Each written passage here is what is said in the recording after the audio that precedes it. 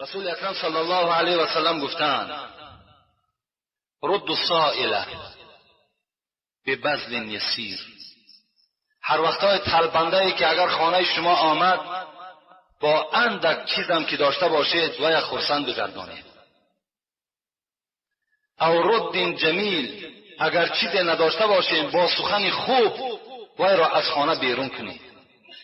فإنه یأتیکم من لیس من الانس ولا من الجن ینظر کیف صنیعکم فیما خولکم الله. پیغمبر خدا گفت شاید این که خداوند روز نه از طایفه آدم نه از طایفه جن کسی را خانه شما روان کند برای امتحان که بنده من چگونه جوان مردی داشته باشد. شاید این سائر، این طلبنده آدم نباشد بگوید پیغمبر.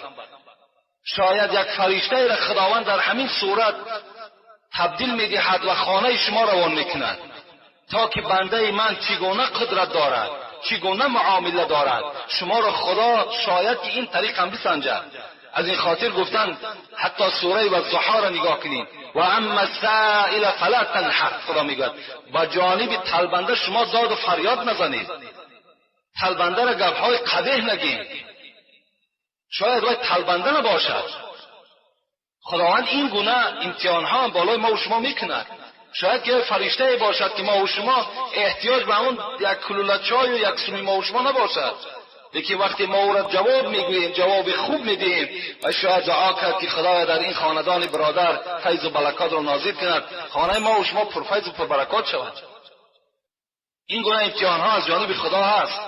اینجا وقتی من کم مانده است، اینجا سوال‌های زیاد است. در دوره‌های پیغمبر خدا ابو هریره روایت میکند، میگه روز رسول اکرم در حلقه ما نشسته بود و یک حکایه از دوره‌های بنی اسرائیل کرد که را مسلم هم روایت میکند، بخاری هم روایت میکند. میگوید گفت که در زمانهای بنی اسرائیل خداوند 3 مرد را سنجید.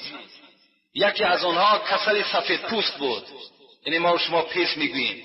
یکی از آنها میگوید موی سر نداشت، کل بود و سیومش میگن نابینا بود. این 3 طایفه را میگه خداوند یک سنجش گذرانید. چگونه؟ ملائکه را روان کرد نزد این آدم سفید پوست و گفت ای مرد خدا چی میخواهی؟ چی خواهش داری؟ گفت خواهش من همین است که از این بیماری من تمام یار و رفیق که من از بدن من دور شدن، از بر من دور شدن، میخواهم که یک شفای خداوند بر من نصیب بگرداند. این ملائکه میگه دست خودش در همون بدن همون مرد دوان و مثل اوله چکار شد، پوست اوله اشغال کرد بدن او را و بعد گفت از نعمتهای دنیا چی میخواهی؟ گفت میخواهم که یک شتر را صاحب شوم.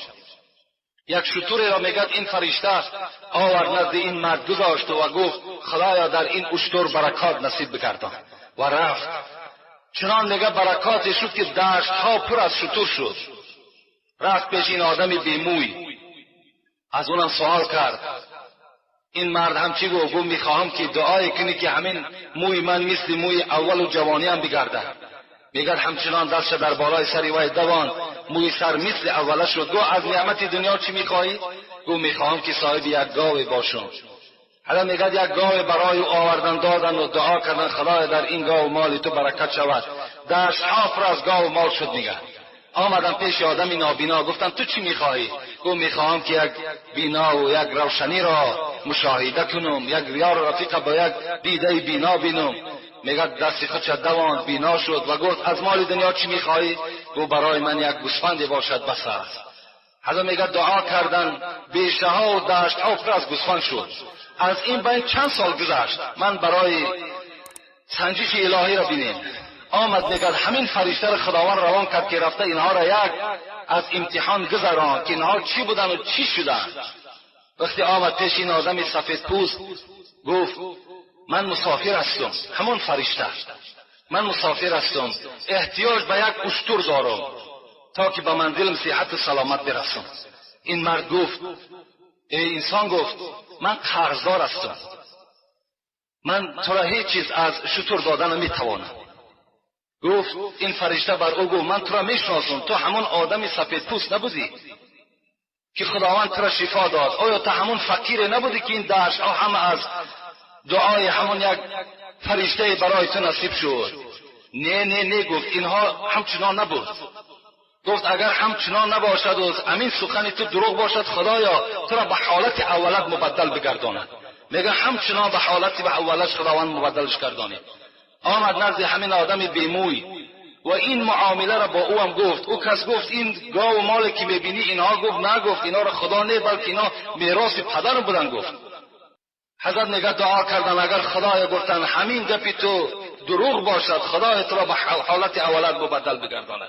خداوند میگه همون اصل پیشینه چگونه ای که بود به همون حالت مبدلش گردانید. آمد نزد آدم نابینا و گفت این مرد خدا گفت من احتیاج به یک گوسفند دارم، چی می شود که همون گوسفند را برای من نصیب بگردانی تا که او را فروخته کنم با پول او به خانه خود برسم. گفت این مالی که در دشت میبینی، گفت اینها، گفت همه داد خدا هستند. اینا را خداوند بر من داد، من هیچ کس نبودم، مرا این را خدا داد. یک گوسفند همین دشت در اختیار تو، چند میگیری گرفتن بگیر. این فرشته چی گفتن؟ گفتن من تو را میشناختم، تو یک آدم نابینا بودی، تو یک آدم فقیری بودی، من حاجت به مال تو ندارم مگر اینکه خدایا گفت نعمت همین انسان باز زیادتر بگردان. دعا کرده رفتن. این گونه امتحان ها از جانب خدا به ما و شما می شود. ما و شما اونقدر فهم و اونقدر زیرکی نیستیم که اونها را بشناسیم. شاید یک امتحان خدا باشد. از این خاطر ما و شما هیچ معامله با آدم های تلبنده نکنیم. اونها بیچاره مجبور شدگی هستند.